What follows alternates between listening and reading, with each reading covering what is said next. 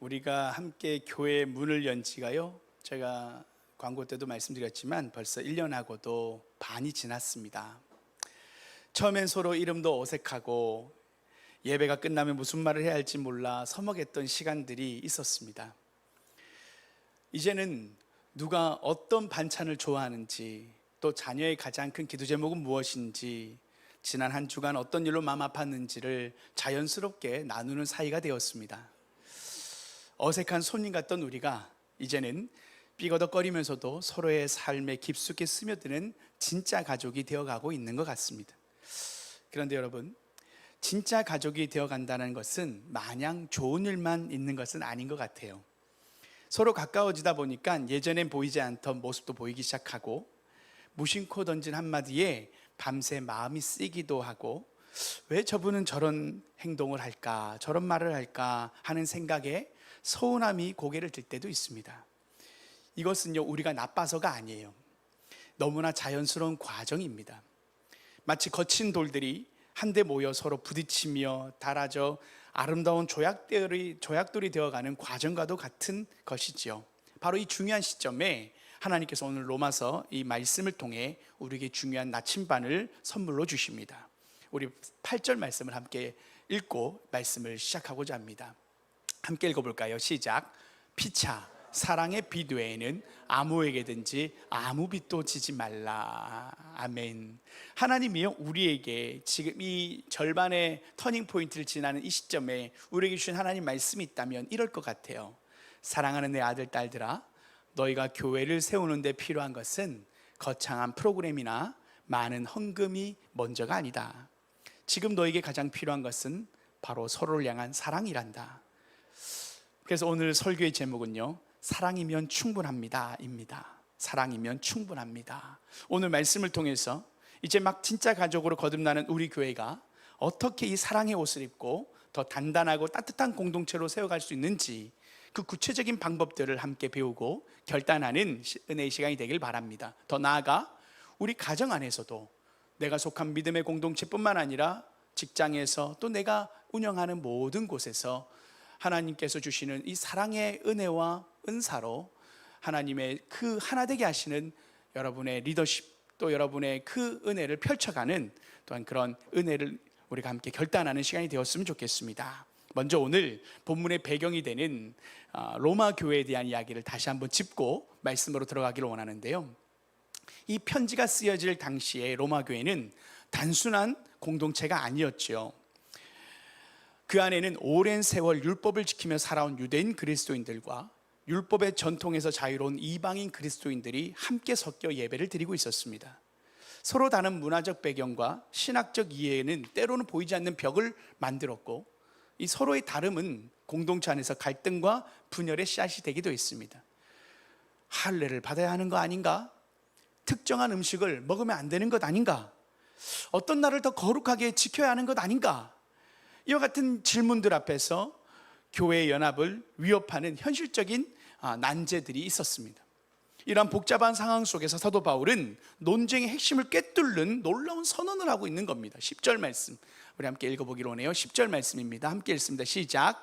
사랑은 이웃에게 악을 행하지 아니하나니 그러므로 사랑은 율법의 완성이니라. 아멘.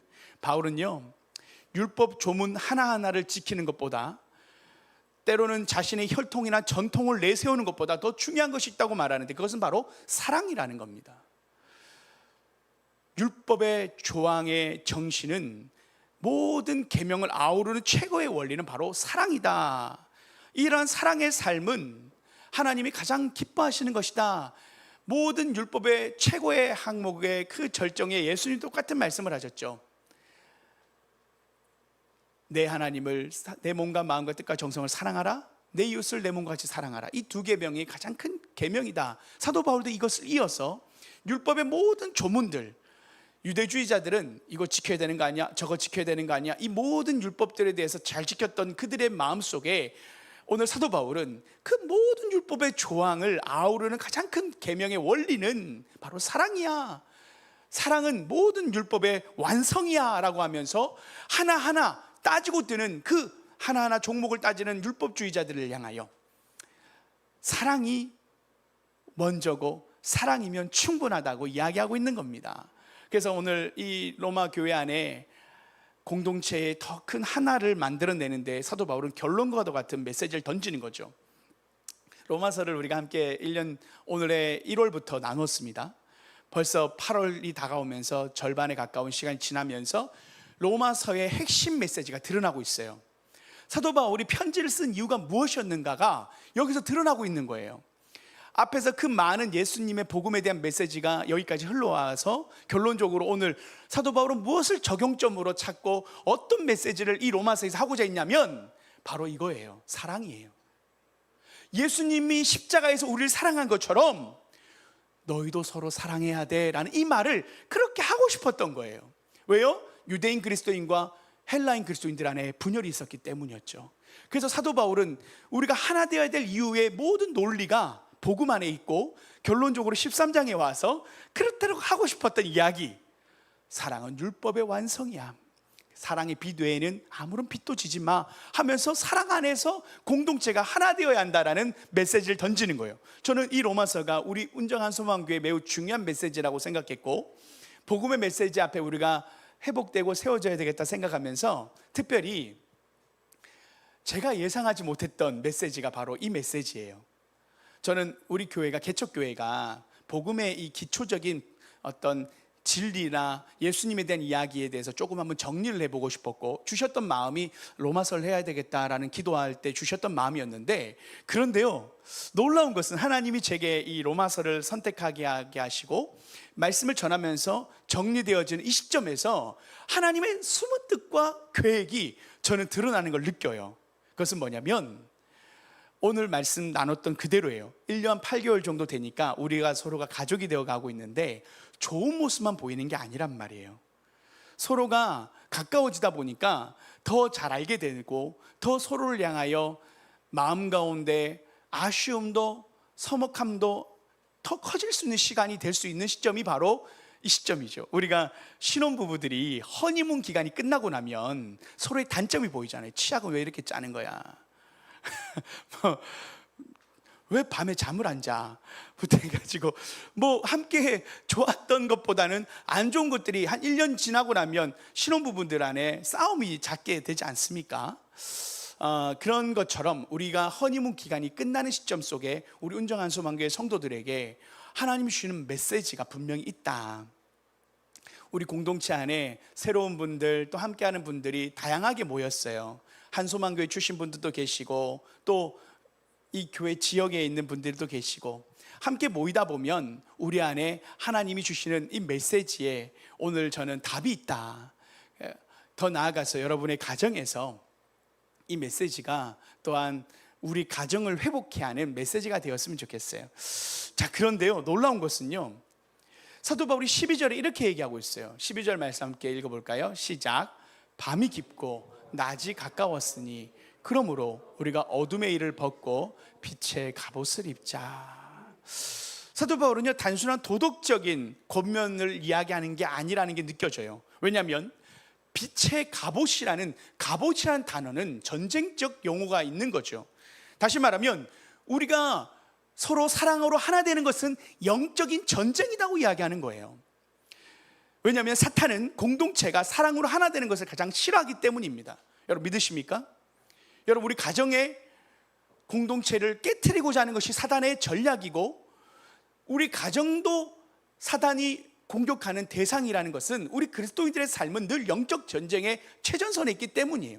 더 나아가 우리 믿음의 공동체를 깨트리고자 하는 것도 사단의 전략인데, 그래서 사도 바울은 빛의 갑옷이라는 이 영적인 전신 갑주를 입듯 영적 갑주인 빛의 갑옷을 입자라고 이야기하고 있는 것입니다. 어떻게든 공동체 안에 분열의 씨를 뿌리고 미움과 시기심을 조장해서 다툼이라는 어둠의 전략으로 이를 넘어뜨리고자 하는 것이 바로 사단의 전략이라는 거죠. 서로의 약점을 들춰내고 판단하고 정죄하게 하며 하나님의 영광을 가리는 것이 사탄의 목표입니다. 그래서 이 지점에서 사도 바울은 빛의 갑옷이라는 결정적인 단어를 사용하며 빛의 갑옷을 입어야 한다라고 이야기합니다. 단순히 개인의 경건만을 위해서 던지는 제목이 아니에요. 사탄은 이 분열 전략에 공동체를 넘어뜨리고자 할 때 하나님은 우리가 이 사탄에 맞서서 서로를 향한 사랑으로 굳게 연합시키는 영적인 무장을 하라고 사도 바울은 권면하고 있는 거예요. 헬라인 그리스도인과 유대인 그리스도인을 분열시키는 것은 단순히 도덕적인 문제가 아니라 사탄이 공동체를 깨트리려고 한다는 것에 대한 통찰을 가지고 바로 사도 바울은 이 로마 교회를 향한 사단이 흔드는 것을 보고 있었다는 거예요. 그래서 사도 바울은 빛의 갑옷을 입자, 사랑의 갑옷을 입자라고 오늘 권면하는 거예요. 단시 말하면 어렵다라는 거예요. 우리가 영적인 전쟁 가운데 있기 때문에 사랑하고 살아가는 것은 매우 어려운 일이라는 거예요. 왜요? 사단은 사랑하는 걸 제일 싫어하기 때문입니다. 그래서 오늘 우리는 어떻게 우리가 구체적으로 이 빛의 갑옷을 입을 수 있는지, 우리가 어떻게 승리할 수 있는지를 이야기하고자 하는 거예요. 여러분, 우리가요, 사도 바울은 옷이라는 단어를 선정하면서 우리가 잘 아는 옷을 입는 것은 먼저 벗어야 입을 수 있습니다. 우리가 거울 앞에 서서 옷을 입고 벗고 하는 것이 바로 우리가 옷을 입고 벗는 행위잖아요. 그것처럼 오늘 사도 바울은 이 비유적으로 옷이라는 단어를 또한 사용했다는 것을 우리가 주목할 때 우리가 먼저 과감히 벗어버려야 할 것이 있다는 거예요. 그것이 오늘 13절 말씀이에요. 13절 말씀을 우리가 벗어야 할 것으로 하나님 말씀하십니다. 먼저 같이 함께 읽습니다. 시작. 낮에와 같이 단정히 행하고 방탕하거나 술 취하지 말며 음란하거나 호색하지 말며 다투거나 시기하지 말고. 여러분, 이것이 우리가 벗어버려야 할 낡은 옷이라는 거예요. 더러운 옷이라는 거예요. 어둠의 일일이한 것이에요. 그래서 사도 바울이 이것을 이야기하면서 구체적으로 먼저 방탕함과 술 취함에 대한 이야기를 해요. 단순히 이것은 술 마시는 어떤 하나의 행위가 아니라 하나님이 주신 시간과 재능, 물질을 자신의 쾌락과 만족을 위해서 무절제하게 낭비하는 삶의 모든 태도를 의미합니다. 세상의 즐거움에 취해서 영적인 분별력을 상실하고 하나님의 뜻을 구하기보다 순간의 유혹에 몸을 맡기는 것을 이야기하죠. 하나님 주신 귀한 인생이라는 고귀한 선물을 허비하는 행동, 그것이 술 취함과 방탕함이라는 것을 의미합니다. 그리고요, 음란과 호색이라는 단어를 통해서 사도 바울은 거룩한 삶에 대한 이야기를 도전하시는 거예요. 하나님 주신 거룩한 성을 이기적인 욕망을 채우는 도구로 전략해버리는 그 음란과 호색에 대해서 너희는 생각으로부터도 그 죄로부터 벗어나야 하고 은밀한 관계와 외적인 행동에까지 너희는 부끄러운 행동을 해서는 안 된다라는 성적인 타락에 대한 경계까지 하고 있습니다. 여러분, 이거예요, 되게 실제적인 거예요. 우리가 알듯 초기 기독교 이 로마 교회 시대에는요, 단순히 어떤 법 제정이나 이런 것들이 문화적으로 지금처럼 민주주의가 꼽혔던 시기가 아니에요. 성적으로 되게 문란했던 시기란 말이에요. 그래서 그런 어떤 음란한 문화들이 대단히 많았었어요. 고린도 교회라는 교회를 보면요, 고린도 교회 안에 근친상간이 있었어요. 그런 것처럼 사도 바울이 섬겨야 했던 교회는 성적인 어떤 도덕적 기준이 무너졌던 시기예요. 음란함의 구체적인 동성애라든지 이런 어떤 호색함이라든지 대단히 많았던 문화였어요. 사도 바울은 그런 것이 공동체 안에 들어오면 공동체를 깨트린다는 걸 분명히 알고 있었어요. 공동체 안에 그런 성적인 문제가 공동체를 깨트린다는 것을 알고 사도 바울은 이것을 경계했다는 거예요. 시기적으로 음란한 문화가 로마 안에, 그 당시의 문화 안에서 많았기 때문이에요. 지금처럼 문화적으로 건강한 문화나 또 그런 법적으로 어떤 이런 법들이 분명하지 않았기 때문에 자기 뜻대로 살았던 시기라는 걸 생각해 보면 이 경건에 대한 이야기는 매우 중요한 교회의 하나됨을 위한 메시지였다는 거예요. 사도 바울은 그 고린도 교회에 그 음란한 근친상간했던 그 가족과 그 성도들을 출교하라고 얘기해요. 그 정도로 사도 바울은 공동체를 지키려고 노력합니다. 어쨌든 중요한 것은 이것이 바로 성적인 문제는 공동체를 깨트릴 수 있다는 것을 이야기하죠. 세 번째로요, 다툼과 시기예요. 앞선 두 가지는요, 개인적인 내면의 죄악이라면 이 다툼과 시기는 바로 사단의 공동체를 직접적으로 파괴하는 암적인 요소라고 사도 바울은 설명하고 있는 거예요. 자기 중심성을 버리지 못해서 끊임없이 다른 사람과의 갈등을 일으키는 사람들이 있어요. 형제 자매가 잘 되는 것을 보면 축복하기보다는 마음속으로 끌어내리라는 시기심이 있어요. 이러한 마음은 공동체 연합을 깨트리고 사랑의 관계를 좀먹게 만드는 사탄의 강력한 도구입니다. 시기심과 질투예요. 그것이 우리 마음에 사단이 주는 마음이라는 것을 여러분이 끊어내셔야 됩니다. 사단이 그런 마음을 줄 때 우리 마음 가운데 내가 사탄이 이용당하고 있구나, 사탄이 내게 잘못된 마음을 주는 거구나, 그런 것들이 내가 벗어버려야 할 옷이구나, 공동체를 깨트리는, 연합을 깨트리는 사탄의 전략이구나라는 것을 캐치하셔야 됩니다. 사도 바울은 그것을 분명하게 알고 이것을 사탄의 좀먹는, 공동체를 좀먹는 전략이라는 것을, 시기와 다툼에 대한 이야기를 사도 바울은 분명하게 오늘 벗어버려야 한다고 이야기하는 거예요. 여러분, 세상적인 옷을 입고 있다면 우리가 조금 더 어떻게 하나님의 주신 옷으로 갈아입어야 될까? 오늘 그 이야기가 사도 바울이 또 이어집니다. 우리 14절 말씀이에요. 14절 말씀 함께 읽어봅시다. 시작. 오직 주 예수 그리스도로 옷 입고 정욕을 위하여 육신의 일을 도모하지 말라. 아멘. 우리가 벗으면 입어야 할 옷이 있어요. 그것은 바로 우리가 빛의 갑옷이라고 말하는 그 빛의 갑옷은 결국은 그리스도로 옷 입는 거예요. 이 그리스도로 옷 입는다는 것은 예수님의 성품과 생각과 행동을 따라 살아가는 삶을 의미합니다. 다시 말하면 예수님이라면 어떻게 하셨을까? 예수님이라면 어떻게 하셨을까? What would Jesus do? 예수님이라면 어떻게 하셨을까 생각하는 거예요. 내가 이 상황 속에서 어떻게 해야 될까를 고민하면서 만약 예수님이라면 어떻게 하셨을까? 이 사람에 대해서 어떻게 생각하셨을까? 용서하셨을까? 내가 이 상황이라면 내가 분노해야 될까 말아야 될까? 예수님이라면 어떻게 하셨을까? 생각하는 것이 그리스도로 옷 입는다라는 것에 대한 핵심 메시지입니다. 예수님의 성품과 인격이 나의 삶에 드러내도록 하는 것이 바로 그리스도로 옷 입는 삶의 구체적인 적용이에요. 예수님을 닮아가는 거예요. 예수님처럼 살아가는 거예요. 작은 예수가 되어가는 거예요. 그래서요, 여러분, 우리의 삶은 예수님의 겸손으로 나의 교만을 덮는 거예요. 예수님의 온유함으로 나의 분노와 다툼을 덮는 거예요. 예수님의 거룩함으로 나의 음란한 생각을 덮는 거예요. 예수님의 자기 희생적인 사랑으로 나의 이기심과 시기심을 덮는 것이 그리스도로 옷 입는 삶임을 오늘 사도 바울은 이야기하고 있어요. 여러분, 우리가 매일 아침 우리는 거울 앞에 섭니다. 얼굴에 뭐가 묻었는지, 머리는 잘 정돈됐는지, 내 옷은 잘 어울리는지 우리는 늘 거울 앞에 서죠. 외출하기 위해서 우리가 옷을 고르듯이 우리는 영적으로 매일 아침 예수 그리스도로 옷 입기를 결단해야 합니다. 기도로 주님 앞에 이렇게 기도하는 거예요. 오늘 하루 나의 옛사람을 죽고 내 안에 주님이 사시길 원합니다 하고 우리가 기도로 시작하는 거예요. 그것이 그리스도로 옷 입는 삶의 시작이에요. 매일의 삶에서 나의 혈기와 욕심이 드러나지 않고 주님의 성품만이 드러나는 하루가 되게 하여 주옵소서. 우리가 새벽이나 아침에 일과를 시작하기 전에, 직장에서 내가 일터에서 시작하기 전에 주님, 나를 예수 그리스도로 옷 입혀 주시옵소서. 나의 시기심과 다툼, 나의 분노를 하나님 벗고 주님의 온유와 섬김과 사랑의 옷을 입게 하여 주옵소서. 여러분, 이것은 우리 가정에서도 마찬가지입니다. 우리 가정에서도 내가 다툼과 시기의 마음이 있을 때마다 주님, 나의 이 옷을 벗어버리고 사랑의 옷을 입혀 주옵소서. 용서의 옷을 입혀 주옵소서. 사랑하는 자녀들을 내가 용서하게 하여 주옵소서.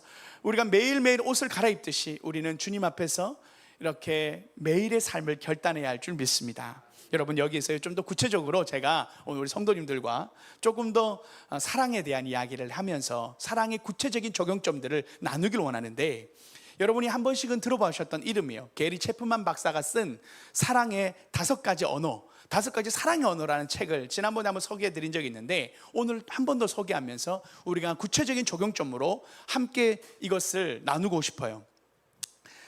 사랑에는요 5가지 언어가 있대요. 5가지 언어가 있는데 사람마다 달라요. 이 사랑의 언어를 잘 이해해야 되는데 또 이 사랑의 언어를 잘 사용해야 되겠죠. 우리가 이게 사랑의 언어구나, 그냥 사랑한다 이 말 한마디가 아니라 사랑에는 5가지로 표현할 수 있는 언어가 있는데, 그 첫 번째가 뭐냐? 가장 쉬운 것, 인정하는 말입니다. 우리가 잘 알고 있는 거죠. 오늘 집사님 기도가 참 위로가 되었습니다. 우리 그렇게 서로를 위로하는 말을 하는 거예요. 오늘 찬양의 목소리가 너무 아름다웠습니다. 오늘 그 여러분의 섬김이 너무 감사했습니다. 이런 것처럼 우리가 인정과 칭찬의 말을 하는 것이 제일 첫 번째 사랑의 5가지 언어 중에 인정하는 말이라는 언어의 표현이에요. 그래서요, 이 사랑의 언어를 가지고 있는 사람들이 있어요. 내가 이 말을 들을 때 사랑받는다고 느끼는 사람이 있어요. 그 체크리스트로 제가 잠깐 얘기한다면 이런 사람이에요. 내 사랑의 언어가 뭔지를 잘 이해하시는 게 중요해요. 그래야 상대방에게 그것을 설명할 수 있을 거거든요. 서로 상대방의 그 사랑의 언어가 다르기 때문에 사랑의 언어를 이해하는 게 매우 중요해요. 그래서 한번 여러분도 체크해 보세요. 요즘 성격 유형 검사 MBTI를 많이 하듯이 사랑의 언어도 한번 여러분의 사랑의 언어가 뭔지를 한번 체크해 보시고, 그것을 우리 사랑하는 배우자나 또 가족이나 공동체에게 설명하고, 그렇게 해서 내가 이것이 사랑의 언어야, 나의 사랑 언어는 이건 것 같아 라고 설명하면 사람들이 그걸 맞춰줄 수 있거든요. 그래서 서로 또 그렇게 또 사랑의 언어도 한번 이해해 보면 좋겠어요. 다른 사람의 칭찬이나 격려의 말을 들으면 큰 힘을 얻는다, 이런 사람들은 사랑의 언어가 인정의 말이에요. 칭찬이에요. 그것이 자기를 사랑받는다고 느끼는 바로 언어라는 거죠. 또 어떤 사람이 당신 덕분에 정말 힘이 났어요, 이런 말을 들으면 그렇게 기분이 좋고, 그렇게 자신의 어떤 기분이 또 자신을 인정하는 것 같은 느낌이 들고 따뜻해진다면 여러분의 사랑의 언어는 인정의 말입니다. 그래서 또 이런 인정의 말이 있는 사람들이 있기 때문에 또 칭찬하고 우리가 이렇게 인정해 주는 것도 매우 중요한 언어일 수 있다는 걸 여러분 이해하면 좋겠어요. 두 번째는 함께하는 시간입니다. 함께하는 시간은 상대방에게 온전히 집중하면서 시간을 보내주는 거예요. 핸드폰, 스마트폰을 잠시 내려놓고 눈을 맞추며 이야기하는 거예요. 예배 후에 집으로 그냥 돌아가지 않고 10분이라도 함께 남아서 차를 마시고 교제하는 것도 함께하는 사랑의 언어인 거예요. 그리고 이런 사람들은 모임에 때로는 성실히 참여해서 모든 순간을 삶을 나누는 그런 사람들이 있어요. 이게 바로 함께하는 시간의 언어를 가지고 있는 사람들인데, 예수님께서도요, 별명이 뭐예요? 예수님이 이 땅에 오셨을 때 임마누엘이라고 하셨잖아요. 임마누엘이 뭡니까? 하나님이 우리와 함께 하신다. 그분의 사랑의 표현은 멀리 계셨던 것이 아니라 이 땅에 성육신함으로 내려오셔서 함께 해주시는 것, 그게 우리를 향한 사랑의 표현이셨어요. 처럼 함께하는 시간을 가지는 것도 사랑의 언어입니다. 핸드폰 내려놓는 거, 함께하는 시간에 대한 아주 질적인 시간으로 만들어낼 수 있는 방법이죠. 그래서요, 내가 함께하는 시간의 언어를 가지고 있는 사람들, 이런 어떤 유형이 있어요. 누군가와 함께 보내는 시간이 가장 큰 사랑으로 느껴지는 사람들이 있어요. 그 사람의 언어는 함께하는 시간이에요. 그분의 사랑의 언어는 함께하는 시간입니다. 특별한 일이 없어도 함께 시간을 보내며 대화를 나눌 때 가장 행복하다면 함께하는 시간이 당신의 사랑의 언어일 수 있어요. 함께 보내주는 것, 함께 걸어가고 함께 그냥 뭐 특별한 일이 없어도 시간을 보내주는 사람, 그것이 사랑의 언어인 사람은 같이 있어주는 것만으로도 그 사람에게 사랑을 하는 거예요. 그런 것도 우리가 언어구나라는 걸 이해해 주면 좋겠죠. 자, 여기까지 한번 잠깐 마음으로 한번 손을 들어보세요. 자, 인정하는 말이 나의 사랑의 언어인 것 같다. 한번 손을 들어보세요. 네, 우리 박정님 마음으로 들으려니까 우리 박정님 사님 오늘 기도 잘했다고 얘기해 주세요. 이게 오늘 사랑의 언어가 인정하는 말이니, 칭찬을 듣는 걸 이게 사랑의 언어래요. 자, 이왕 들었으니까 한번 서로 들어봅시다. 그러면 살짝, 자, 나는 함께하는 시간이 내 사랑의 언어인 것 같다. 우리 박현주 사님, 우리 박은임 사님, 네, 이분들은 다른 거 필요 없어요. 그냥 같이 커피 한 잔 마셔주면 사랑을 해주는 겁니다. 자, 알겠죠? 박현주 사님 만나면 우리 커피 한 잔 해요. 이러면 네, 이분은 어떤 선물보다도 더 좋아하는 거예요. 자, 우리 이게 그 부부 관계에서도 도움이 되길 바랍니다. 서로가 이해하는 거예요. 자, 세 번째가 조금 여러분 생각 오해할 수 있는 건데, 바로 선물이라는 언어예요. 선물이 있어요. 이건 값비싼 물건을 의미하는 게 아니에요. 선물이라는 것은 상대방을 생각하고 있다는 마음의 표현이 바로 선물인데, 주일 아침에 일찍 온 성도들에게 커피 한 잔 나눠주고 제공하는 거예요. 때로는 낙심한 지체에게 뭐 작은 초콜릿 아니면 사탕 하나 주는 거예요. 그리고 작은 쪽지와 편지를 하나 주는 거예요. 새신자에게 작은 환영의 손길이, 그러면서 뭐 편지도 가능하죠. 그래서 이 선물들은 나는 당신을 생각하고 있습니다, 당신은 우리에게 소중한 사람입니다라는 이 사랑의 메시지를 전달하는 데 있어서 선물만큼 좋은 게 없다라는 거예요. 그래서 자신의 사랑의 언어가 선물인 사람들은 이런 사람들이에요. 작은 선물이나 정성을 받을 때 특별히 사랑받는다고 느낀다, 이런 사람들이 있어요. 작은 꽃 한 송이나 손편지 같은 선물을 받을 때 마음이 따뜻해진다면 선물이 당신의 사랑의 언어일 수 있습니다. 자, 손 잘 들어야 되는 거예요. 자, 나는 선물이 나의 사랑의 언어인 것 같다. 그런 분들 계십니까? 저요. 손을 잘 들으세요. 이럴 때 손을 들으란 말이에요. 아내분들 이럴 때 손을.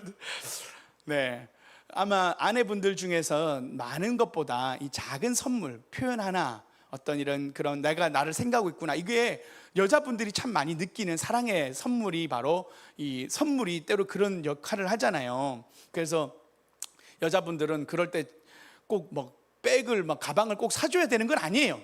맞죠? 자매분들, 아니면 사줘야 되는 건 아니에요. 맞죠? 근데 있으면 좋잖아요. 참 어떻게 보면 우리 사랑하는 아내들에게 작은 이 선물들이 나를 생각하고 있구나라는 것을 느끼게 해주는 어떤 편지, 작은 어떤 선물들이 그런 마음에 감동을 줄 수 있는 거라는 거죠. 오늘 아무도 손 안 들었으니까 그렇게 얘기하는 겁니다. 누군가들이 잘 기억하시고 남편들이 특별히 기억하셔서 아내분들은 보통 이 선물을 사랑의 언어로 생각하는 분들이 있으시더라고요. 네, 아멘. 네, 아멘.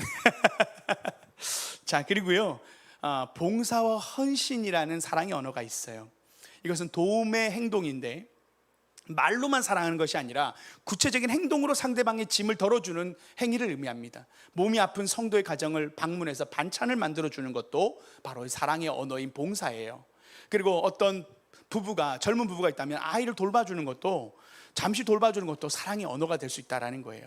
그리고 교회 청소 등 아니면 어떤 봉사해야 될 일이 있잖아요. 이름도 빛도 없이 봉사를 하시는 헌신자들이 있어요. 그런 섬김이들이 바로 이런 사랑의 언어를 쓰는 거예요.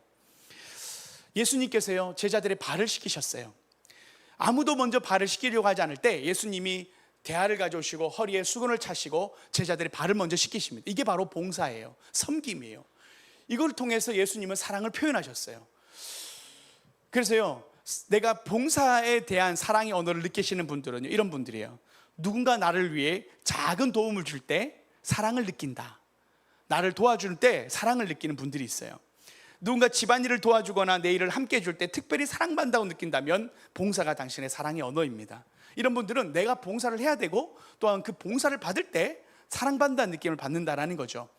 자, 봉사가 나의 사랑의 언어인 것 같다 하시는 분 있습니까? 손 한번 들어보시겠어요? 봉사가 나의 사랑의 언어인 것 같다. 본인이 하시는 것도 마찬가지예요. 내가 그렇게 하는 것도 내가 사랑의 언어예요. 아마 남편분들이 여기 많이 속할 것 같아요. 남편분들이요, 묵묵히 그냥 이렇게 막 가정을 위해서 스케줄을 짜고 무언가를 휴가 계획을 짜고 아니면 뭔가를 이렇게 돕고 가정을 위해서 뭔가 일을 하고 뭐 수리하고 봉사할 때가 있어요. 그러면 아내분들은 선물 안 주면 사랑의 언어가 아니라고 생각할 때가 있어요. 그렇지 않아요. 남자들의, 때로는 남편들의 사랑의 언어는 가정을 위한 봉사가 때로는 사랑의 언어일 수 있어요. 운전도 사랑의 언어일 수 있어요. 당신이 집안에 하는 일이 뭐야? 맨날 이렇게 할 때 운전을 잘 생각하지 않는 분들이 있어요. 그런데 우리가 가정을 위해서 무언가를 봉사하고 섬기는 것도 사랑의 언어라는 것을 이해할 필요가 있습니다. 우리 교회에서도 주차 봉사하시는 분들 있잖아요. 그런 분들도 교회를 향한 사랑인 거예요. 그분들이 꼭 성가대를 해야지 막 교회를 사랑하는 게 아니라 이름도 빛도 없이 묵묵히 뒤에서 주차나 봉사하는 이런 분들도 사랑의 언어가 그분의 사랑의 언어이기 때문에 구체적으로 이렇게 교회를 섬길 때가 있어요.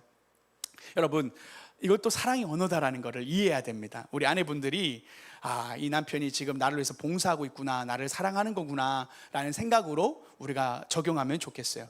자, 마지막으로 스킨십이라는 신체적인 접촉이에요. 교회 공동체 안에서도요, 적절한 신체적 접촉은요, 강력한 위로와 친밀감을 전달합니다. 예배당 입구에서요, 서로 반갑게 악수하는 것 위로가 됩니다. 형제 자매 어깨를, 우리가 자매는 자매, 형제끼리 토닥여 주는 것도 위로가 됩니다. 기쁨을요, 함께 표현하는데 손뼉을 치는 거예요. 여자들 잘하는 거 있잖아요. 옆에 사람 막 웃을 때 막 옆에 사람 막 옆에 등 치잖아요. 막 이렇게 옆에 아플 정도 막 그분의 사랑의 표현이. 스킨십이 사랑의 표현인 사람이 있어요. 악수하고 따뜻한 접촉은요, 우리가 영적으로 한 가족임을 느껴주는 좋은 소통의 방식이에요. 그래서 우리 은혜의 동산을 가면 아브라조라는 그 서로 이렇게 안아주는 시간들이 있거든요. 요즘은 여러분 알듯 그냥 프리허그라고 해가지고 밖에서 어떤 사람들이 안아드립니다 라고 하면서 그냥 서 있어요. 팻말 붙이고. 그러면 사람들이 와가지고 그냥 안겨요. 그 정도로 위로받고 싶은 사람이 있는 거예요. 스킨십. 어떻게 보면 홀로 된 사람들이 함께하는 따뜻한 온정을 느끼고 싶어서 그런 것이 그 사람에게는 사랑의 언어이기 때문에 그래요. 그래서 우리가 교회 오면 우리 자매들끼리도 우리 형제들끼리 동성간에 이성간이 아니라 동성간에 서로가 안아주고 격려해주는 이런 시간들을 통하여 위로받는 분들이 있어요. 어느 분은 잠깐 안아주면 막 눈물을 흘리는 분들이 있어요. 갑자기 복받쳐 오르는 거예요. 내가 지금 많이 외로웠는데 나를 사랑해 주는구나. 그 순간에 눈물이 나는 사람들이 있어요. 그분들은 스킨십에 열쇠가 있는 거죠. 그래서 이렇게 따뜻한 접촉을 통하여 우리가 하나 된 것을 느낄 수 있어요. 그래서 체크리스트가 이거예요. 내가 사랑의 언어가 스킨십인 것 같다는 분들은 포옹이나 가벼운 스킨십을 통해 따뜻함을 느끼는 분들이 있습니다. 어깨를 토닥이거나 손을 잡을 때 마음이 편안해지고 사랑을 느낀다면 당신은 스킨십이 당신의 사랑의 언어입니다. 자, 나는 요쪽인 것 같다 한번 손 한번 들어보실까요? 나는 요쪽인 것 같다. 물론 우리는 모든 이 사랑의 언어를 다 사랑의 언어로 느껴요. 그러나 조금 더 강하게 내가 이쪽이 조금 더 강한 것 같다 생각하는 것들이 있을 거예요. 다시 한번 정리해보면 첫 번째가 뭐였죠? 인정하는 말. 두 번째가 함께하는 시간. 우리 이옥정 원사님 메모를 해놓으셨나 보네요. 함께하는 시간. 세 번째가 선물. 우리 똑똑하십니다. 네 번째가 봉사. 다 정리를 잘 하셨네요. 다섯 번째가